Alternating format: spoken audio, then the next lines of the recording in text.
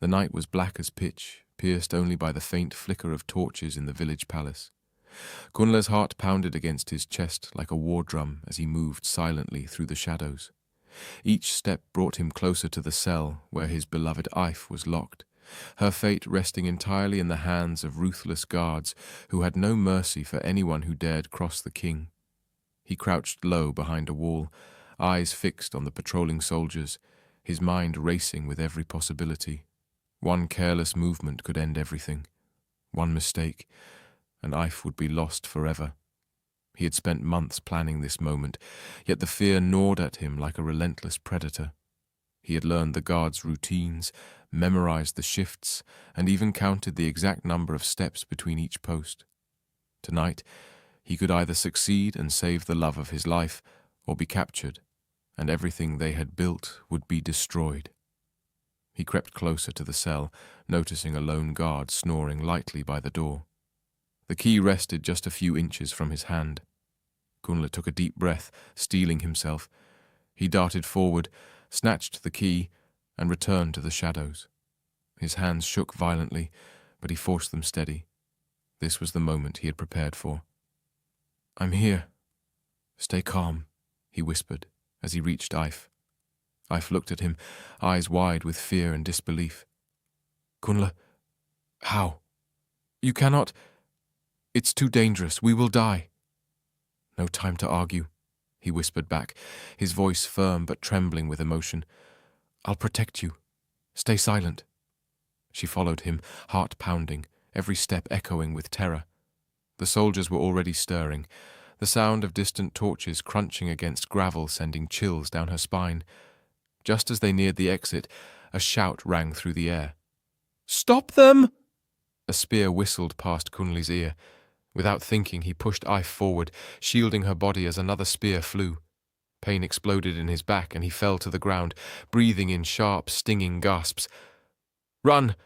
Run for your life!" he gasped. "I cannot escape with you. Go now." Ife froze for a heartbeat, tears streaming down her face. Then the terror and love combined into a single resolve. She ran. Kunle stayed behind, covering her with his own body, watching until she vanished into the dark forest. Through the night, the soldiers searched the forest, shouting her name, swinging torches through the trees, but she was already gone. They could not find her.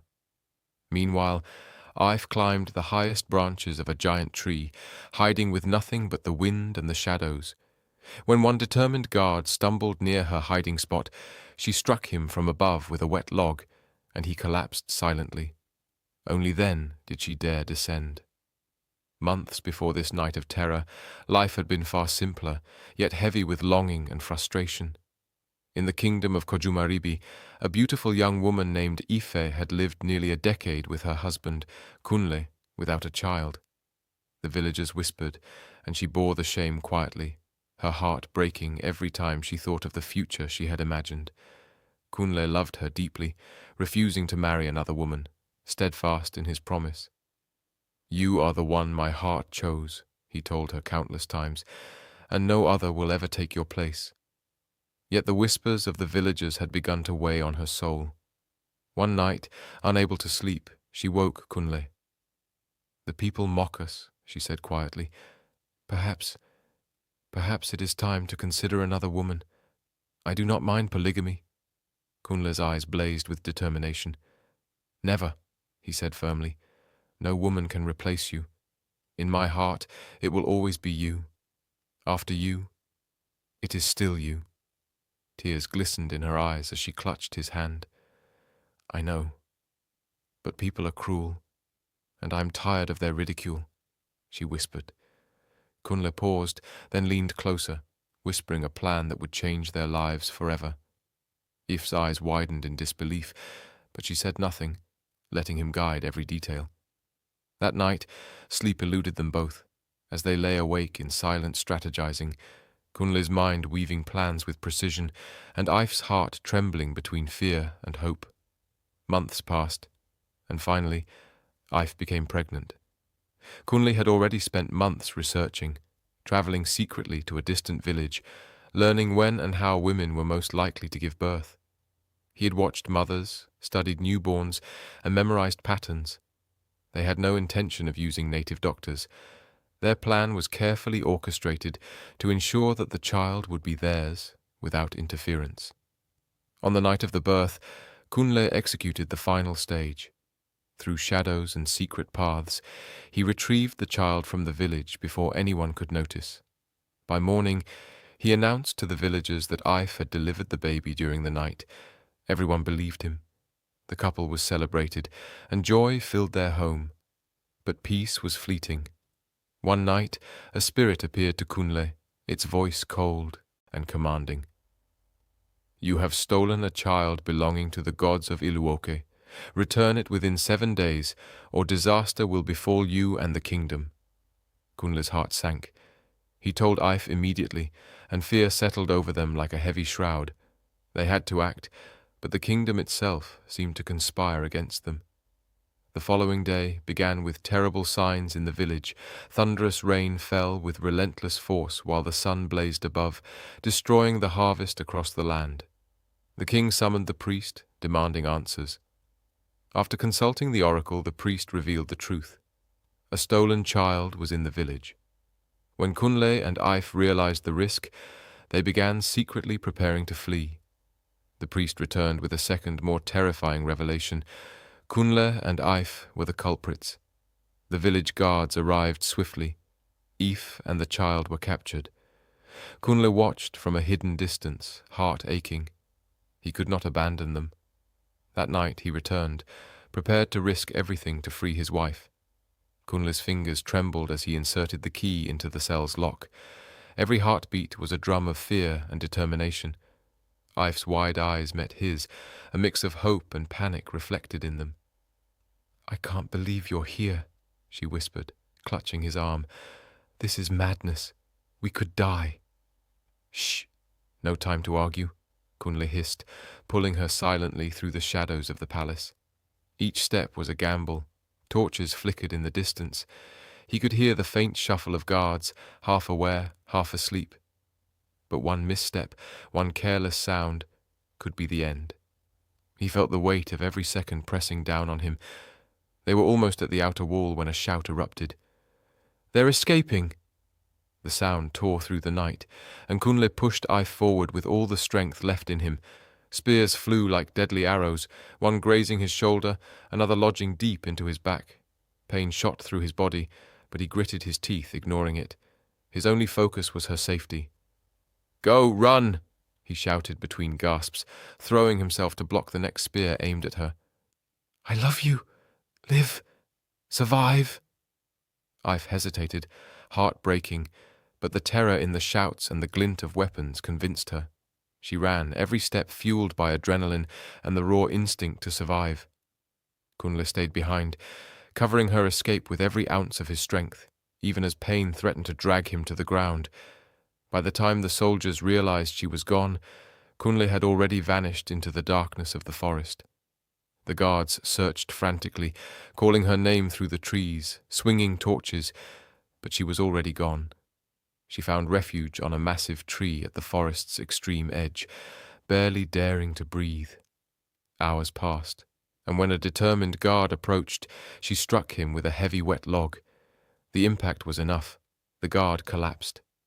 Only then did she dare to descend and continue fleeing. The next morning, whispers began to ripple through the village like wildfire. Mothers shook their heads as they hung clothes on the lines, and men leaning on walking sticks exchanged furtive glances. "Did you hear?" one elderly woman murmured. "Kunle. They say he went into the palace at night. Why would he risk his life?" By the time the sun reached its highest point, the entire village was alive with the gossip.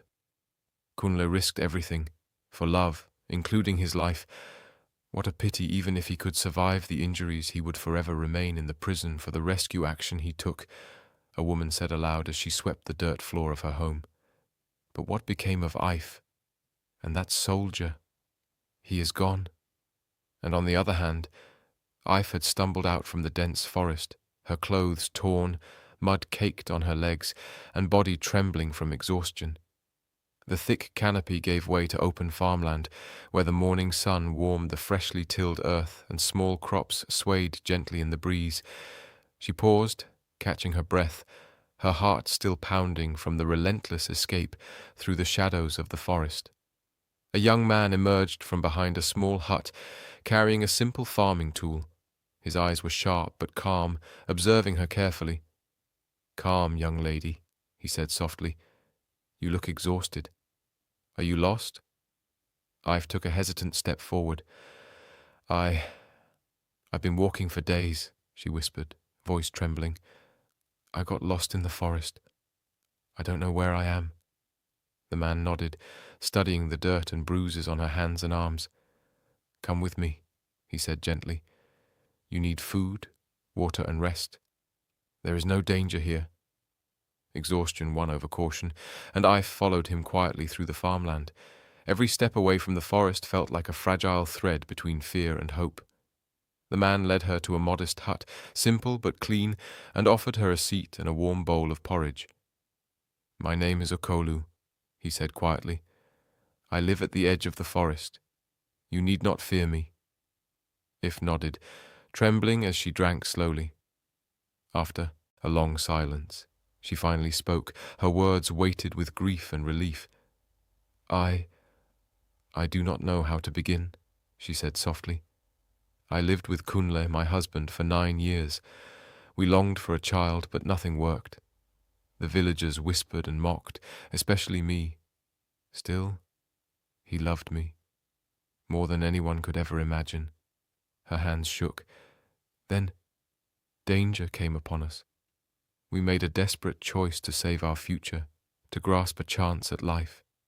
But the soldiers, the guards, the chaos, it forced me into the forest. I ran, not knowing if I would survive, not knowing if I would see him again.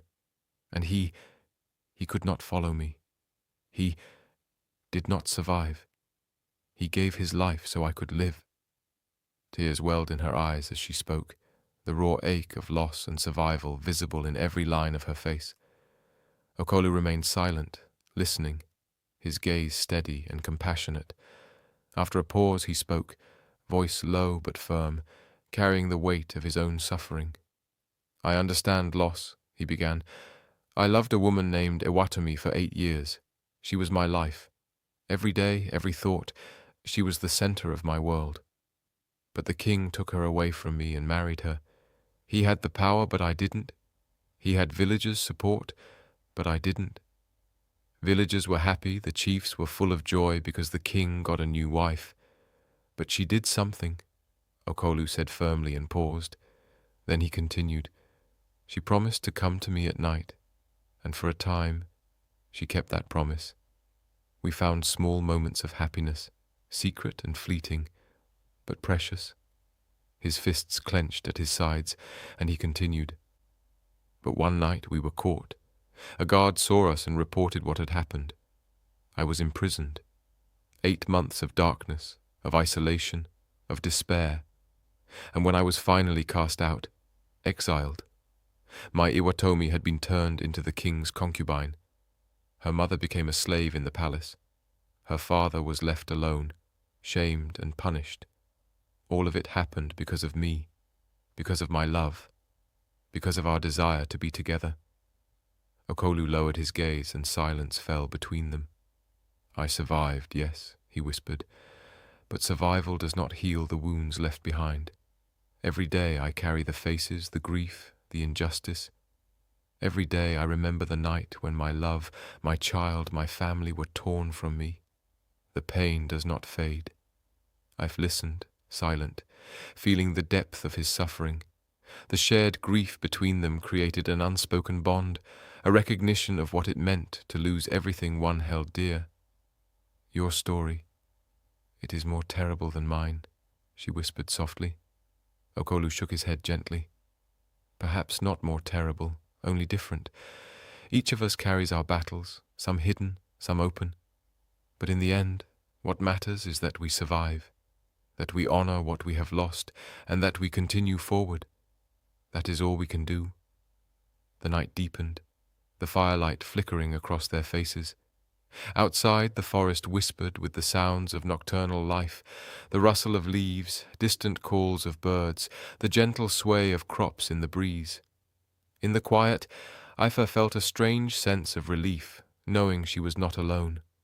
Okolu had endured a loss that mirrored her own grief in intensity, and yet he had survived. Together they shared the fire, the silence, and the stories of hearts scarred by love, loss, and injustice. Each word, each confession, wove a fragile thread of trust between them. The forest around them, once a place of terror and flight, had become a sanctuary, a witness to their pain and their tentative hope. By the end of that night, I've understood that survival was more than escaping danger. It was about finding someone who could witness your truth, someone who could hold the weight of your grief alongside you. In Okolu, she had found that.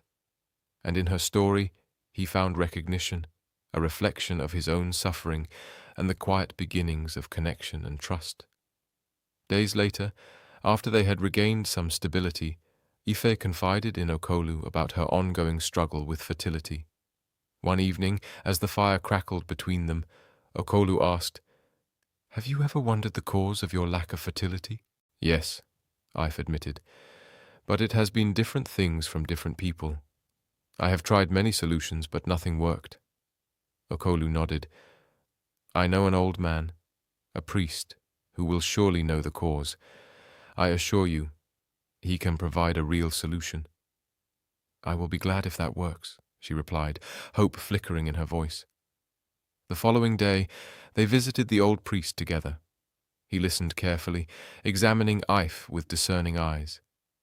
"Everyone who was supposed to help you, priests, herbalists, they gave false solutions," he said. "But if the proper ritual and sacrifice are performed, your problem will be resolved."